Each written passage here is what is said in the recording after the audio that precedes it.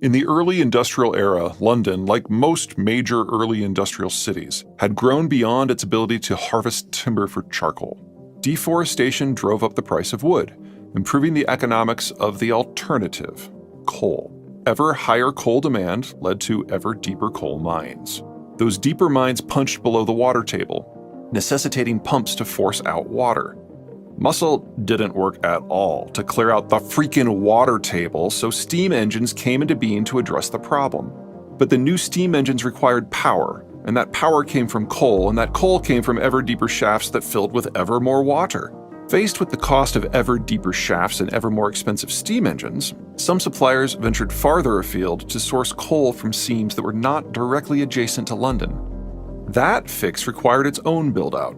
Canals and boats to transport the black stuff back to merry old London. Soon, half of Britain's private boats were used to move coal.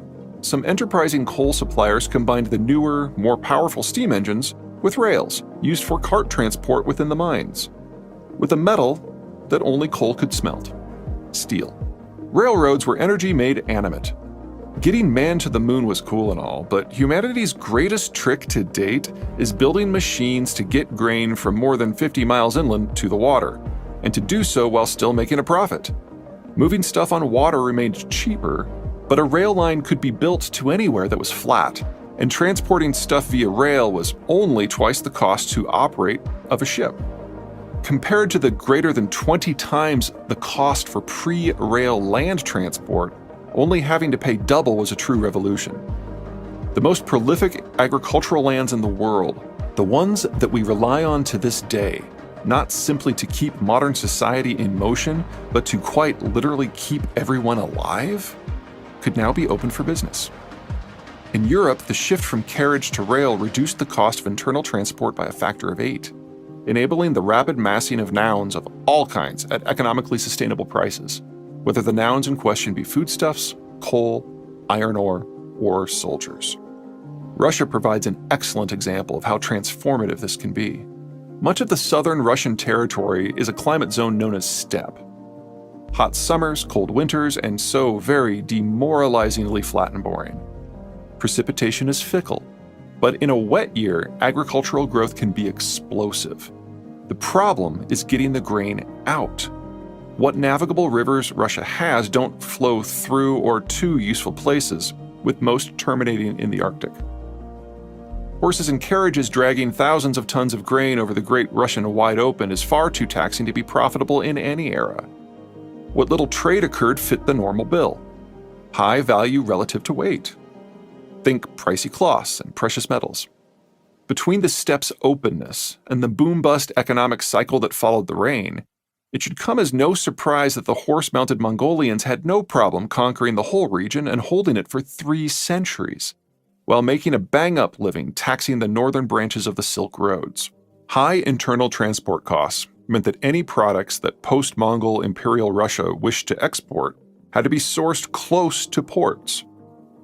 As of the 18th century, some 70% of Russian grain exports were not grown in the empire's more fertile regions, but instead in Russia's Baltic provinces of Estonia and Livonia, that's contemporary Latvia, by virtue of their proximity to the port of Riga.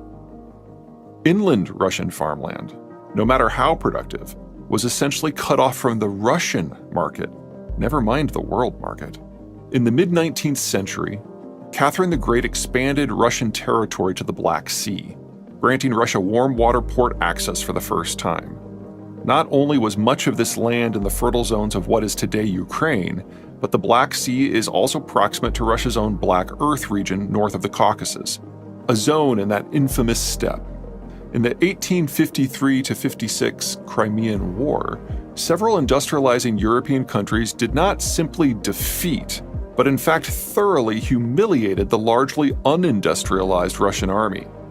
In an effort to prevent such a catastrophe from reoccurring, Russia under Alexander II made its first real efforts to industrialize. Considering how physically huge Russia is, and how difficult it was to transport goods even within the empire's more populous territories, building a railroad network was at the top of the to-do list. Suddenly, Russian grain could reach international markets. The Russian rail program began in earnest in 1866. In just 15 years, the Russian network roughly quadrupled to nearly 15,000 miles, adding more track than all of Europe had during the previous half-century. During the same window, Russia's grain exports increased at nearly the same rate, to 4,200 metric tons. In this case, correlation is causation. The Industrial Revolution came for water transport as well. It just took a bit longer for a couple of semi-obvious technical reasons. First, the steam engine was invented well before steel became available in large quantities. The early steamships were still made of wood. Steam engines ran on coal. Coal burns at over 3,000 degrees. Doesn't take a doctorate in chemistry to understand the complication. Coal burns and then it is gone, while the wind is forever if you plan your journey correctly. Steaming by coal too far from home turns a ship into an expensive raft. Much of the early industrial age logistical needs of the British Empire revolved around the establishment and protection of far-flung coaling stations. The Brits were pretty fly on the waves, but building an empire still takes time and effort. Technological requirements shaped the empire as much as the other way around. Early steamships could move about 1,000 tons at 5 to 8 miles per hour, a reasonable speed for a lazy bicycle ride. As slow as that sounds, it is still on average 5 times the average speed of pre-industrial sailing vessels. The 1840s brought us turn screw motors, think propellers instead of paddle wheels, and faster speeds. Steel hulls debuted in the 1860s, largely solving the whole don't burn your ship problem, along with a host of other speed-limiting issues like hull fouling. By the 1890s, these technologies and more had several generations of kink workouts behind them, setting the stage for bigger, faster vessels. By 1914, some all-steel merchant ships were sailing forth at an impressively reliable 12 to 15 miles per hour. Add in the Suez and Panama Canals, 1869 and 1914 respectively, and goods could reach more locations without having to fully circumnavigate continents. By 1940, oil-powered internal combustion engines started replacing coal-powered steam, increasing ranges, decreasing fuel cargo requirements, and breaking the link between merchant marines and imperial-managed coal stations. Just as coal-fueled steam power trickled from the railways to the sea lanes, now oil-powered internal combustion trickled back. Each advance helped make both transoceanic and inland transportation more regular and predictable. Costs plummeted, cargoes soared, reliability improved, and goods were moving on a scale hitherto undreamt of.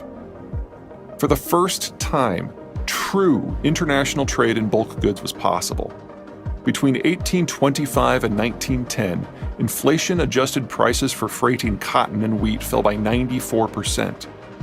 Between 1880 and 1910, the cost component of transport for wheat being shipped from the United States to Europe fell from 18% to 8%. Now that transport issues had gone from straitjacket to springboard, no one in Britain who had the option would keep eating local foodstuffs.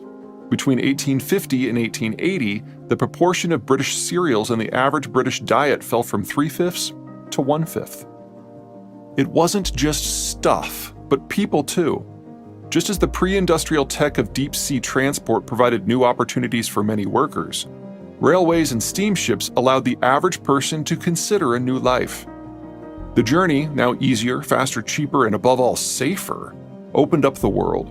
Or at least it opened up the world's temperate zones that white Europeans found comfortable. 30 million Europeans, mostly British and Irish, relocated to the settler states. For those who stayed behind, the cities fundamentally transformed.